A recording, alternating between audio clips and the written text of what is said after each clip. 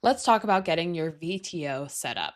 We want a great VTO because if we can't see where the business is going, then we're not going to set up the right rocks, so the right priorities this quarter of what we need to accomplish to reach our goals. And then we're not going to be measuring the right things against the outcomes that we want to drive. And so the VTO is broken up into three main tabs up here at the top. We've got our vision page first. That's going to have our core values, our core focus, our 10-year target, marketing strategy, and 3-year picture. And then our traction page, which is going to have our 1-year plan, 90 days, and then our long-term issues list.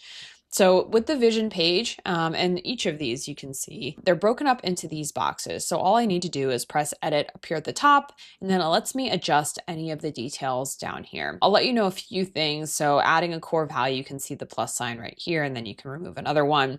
Each one has a short statement of what that core value is. So a quick word or few words, as you can see here, is what the core value is. And then you're welcome to add a description to that. You can add as much detail here as you'd like to, so feel free to write more. This will transfer through if you run the People Analyzer or you run a quarterly review. All of the details that you type here will be visible when you're assessing somebody through GWC in that one-on-ones area through those specific tools. Our core focus, same thing, you can click here. And then if you would like to narrow it down, let's say instead of purpose, cause, passion, you guys just say passion internally, so you can narrow that down. And then when you're ready to save, just click the done button up there at the top. Marketing strategy, same thing. 3 uniques are set up very similar to core values, where you can add additional ones here, and then you can go through and have a quick descriptor and then your more detailed paragraph description there. And through all of this, you can also add attachments. So if you'd like to add anything, if you've got your proven process you want to link out to, or details you'd like to attach, you can do so there.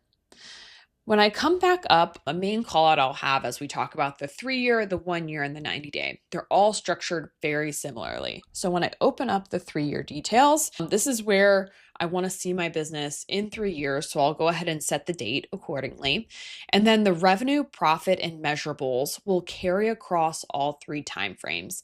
Meaning when I add a line for profit, there's a description. So I could say maybe it's profit for a specific location, or maybe it's my dollar value versus percentage. And so I can choose what numbers I'd like to represent here. And so this will carry through as I go from 3 to 1 to 90 days. What is unique is the value side. So I want to call that out specifically because when we go over to our 1 year now, we'll see this percentage here, but we will not see 50%. Same thing goes as we talk about our measurables. We'll see on-time arrival rate, but we can adjust the number from 96 in our 1 year. So let me go over there and show us how that works. So traction, now we can see we've added this one here.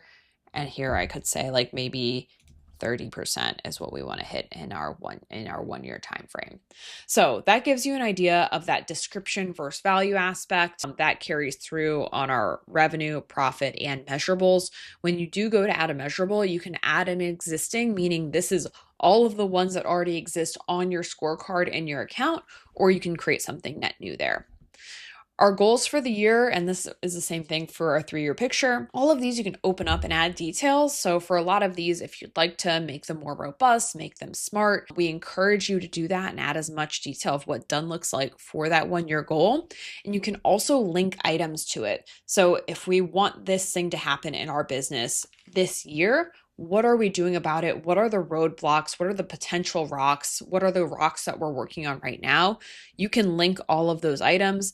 Again, we do have AI connected throughout the platform. So the more you link things, the more you write in there, the more robust you make it, the smarter and smarter the platform is going to get to give you better information back.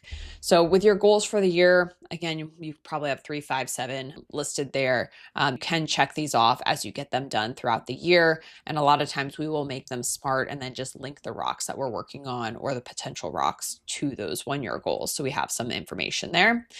And then in our 90-day section, again, open it up. It works the same way. The main difference here is our company rocks automatically pull through. So anything that you've created as a rock and listed as company is automatically going to show up in this specific section. You'll also see I have cascade to all teams as an option here. So once you do have your VTO set up for your leadership team, an option people might choose is to share it. So if I toggle this over, that means anyone in the account, even if they're not on the leadership team, would have access to view all of the aspects of this VTO.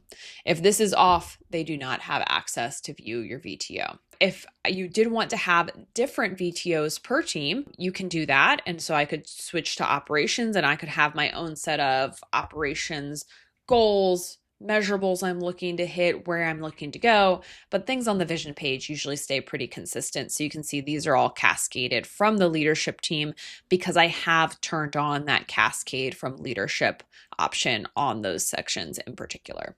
I actually think these are auto cascaded, and then you're making the decisions if you'd like to cascade them on the 3-year, 1-year, and 90-day. So that's your VTO setup. We also have your SWOT listed here. So if you would like to add strengths or opportunities, weaknesses, and go through that process during your annual, you can. All of these can transition into issues or to-dos. So as you build this out, if you would like to move them to your long-term issues list, you are able to. And my final call out I'll make is your long-term issues list on your leadership team. I know could be sensitive information about people, about future projects you're not ready to share.